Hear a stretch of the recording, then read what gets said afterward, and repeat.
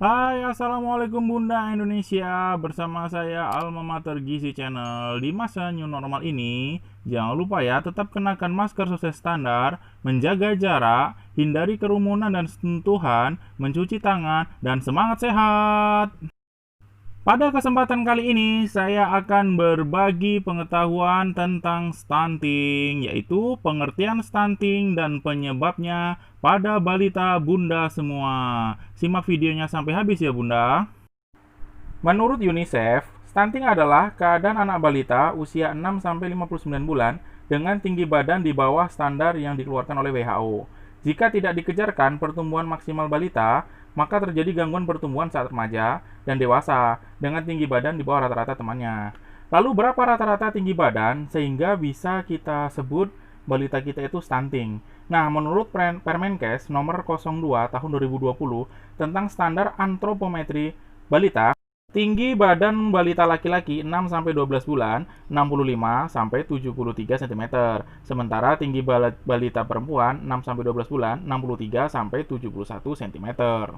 Jika balita bunda ada tinggi badan di bawah standar tadi, maka bunda harus meningkatkan asupan gizi balita bunda dengan harapan asupan gizi tadi menambah tinggi badan dari balita bunda, meningkatkan pola asuh dan kasih sayang kepada balitanya ya bunda.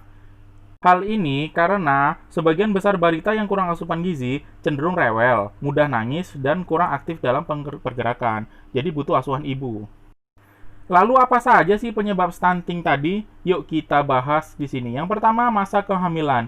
Trimester pertama atau saat pembentukan otak dan jaringan tubuh. Di sini adalah yang paling penting karena otak adalah pengatur seluruh organ tubuh. Pada masa ini, asupan protein, karbohidrat, dan lemak harus cukup. Masa pembelahan sel, meiosis dan mitosis tidak boleh terganggu sama sekali. Trimester 3 ini adalah masa yang paling penting di saat kehamilan karena berpengaruh besar terhadap janin dan ibu. Kedua, genetika atau keturunan. Keturunan dari ayah dan ibu berpengaruh 20-30% terhadap kejadian bayi stunting. Ibu yang tinggi badannya pendek berpotensi besar melahirkan anak BBLR atau berat badan lahir rendah.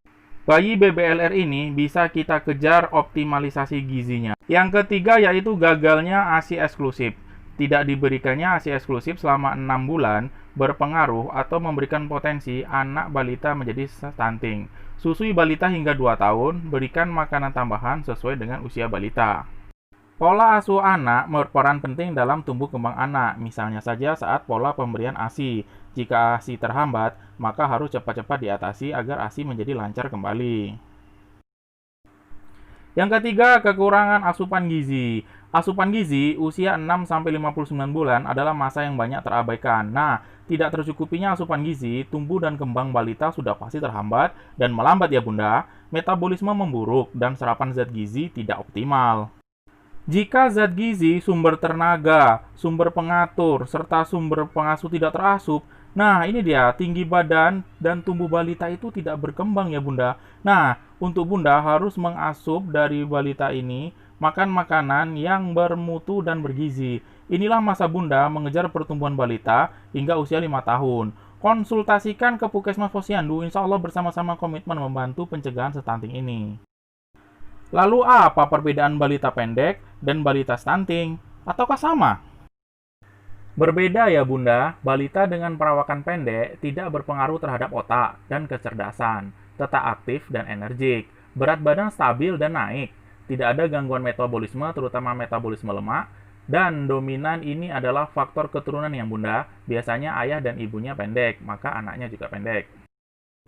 Sementara stunting, nah, stunting ini berpengaruh terhadap otak ya bunda, berpotensi IQ di bawah 90, kurang aktif dan lesu, terjadi gangguan metabolisme, karbohidrat, lemak, dan protein, berat badan turun drastis atau naik drastis, tetapi tidak dibarengi dengan tinggi badan, kekurangan asupan gizi saat kehamilan, kekurangan ASI eksklusif, kekurangan asupan energi dan protein hingga 2 tahun. Nah, inilah perbedaannya ya bunda. Lalu pencegahannya bagaimana? Yang pertama, berikan asupan nutrisi yang cukup pada balita. Pantau berat badan dan tinggi badan balita tiap bulan dengan ke posyandu atau ke puskesmas. Jika terjadi masalah, konsultasikan dengan dokter. Pola asuh dan kasih sayang kepada balita, ya bunda. Demikianlah sharing yang dapat saya bagi tentang tinggi badan balita. Dia termasuk dalam stunting atau kategori pendek, pencegahannya dan penyebabnya tinggi badan tidak naik-naik. Nah, inilah Bunda, semoga balita Bunda dalam keadaan sehat dan terhindar dari stunting. Terima kasih. Wassalamualaikum warahmatullahi wabarakatuh. Tetap semangat ya Bunda.